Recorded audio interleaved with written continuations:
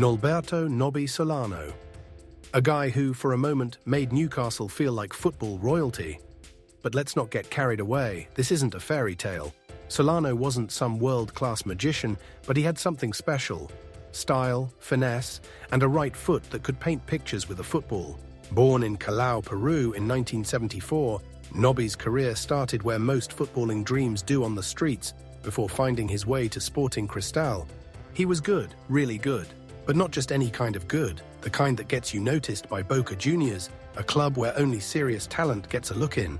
And when you're rubbing shoulders with a young Juan Román Riquelme in Argentina, you either adapt or fade into the crowd. Solano, he adapted. More than that, he thrived. Then came 1998, the year he landed in England, swapping South American passion for the cold, relentless grind of the Premier League. Newcastle United took a gamble on him, and he repaid them with flair and precision. A Peruvian in Newcastle? Sounds like a mix that shouldn't work, yet it did. Solano's pinpoint crosses, his calm under pressure, and that deadly accuracy on free kicks. He was the kind of player who made football look easy, while others were struggling to keep up. Fans adored him, and for good reason. He played with the kind of intelligence that made teammates better. And let's be honest, Newcastle had plenty of players who needed all the help they could get. With Nobby delivering perfect passes, strikers like Alan Shearer had an easier time smashing in goals. He wasn't the star of the show, but he was the guy who made the stars shine brighter. But let's not pretend it was all perfect. His time at Newcastle was a roller coaster. One moment, he was indispensable. The next, he was shipped off to Aston Villa like an unwanted piece of furniture. He returned later, proving that Newcastle had made a mistake in letting him go. But the damage was done. He never quite got the same momentum back. Football is ruthless, and even the best stories get cut short. Beyond club football, he was a staple in the Peruvian national team. 95 caps over 15 years. That's not luck, that's commitment. But let's be real, Peru isn't exactly a powerhouse.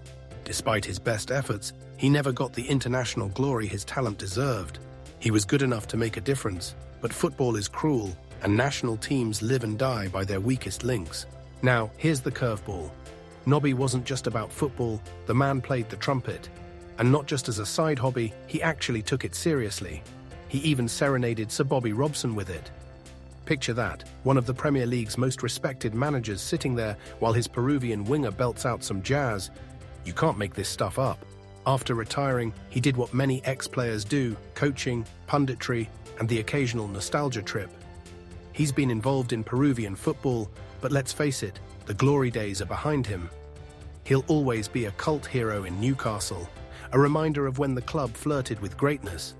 But the Premier League moves fast, and legends quickly turn into memories. Nolberto Solano was a rare breed, talented, unpredictable, and a little eccentric. He wasn't the best player in the world, but he was one of those players you never forget. And in a sport where so many names fade into history, that's saying something. Did Newcastle ever fully appreciate him? Let us know in the comments, hit that like button, and subscribe for more football stories you won't want to miss.